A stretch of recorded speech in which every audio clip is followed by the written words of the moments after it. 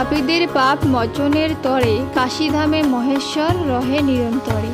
যেই কাশীধামে স্বয়ং শিব বর্তমান, তাহা অবশ্যই ধন্য নহে কোনো আন। অবশ্যই ধন্য নহে কোনো আন। সুতমুখে পুণ্য কথা করিয়া শ্রবণ, অতিশয় আনন্দিত হন ঋষিগণ। অতঃপর কহিলেন, ওহে সুতমণি, তব মুখে পুণ্য কথা যত মোরা শুনি, ততোধিক শুনিবার ইচ্ছা অতিশয়। আরও বর্ণনা করো ইহার বিষয়। কাশীধাম পুণ্যক্ষেত্র যদি হয় এত, তাহলে বর্ণনা করো তাহার মাহাত্ম্য।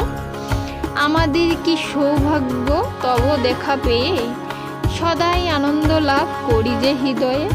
সুতবর কহিলেন, হে মহর্ষিগণ, সেই সমুদয় আমি করিব বর্ণন। বারাণসী আর বিশ্বেশ্বরের মাহাত্ম্য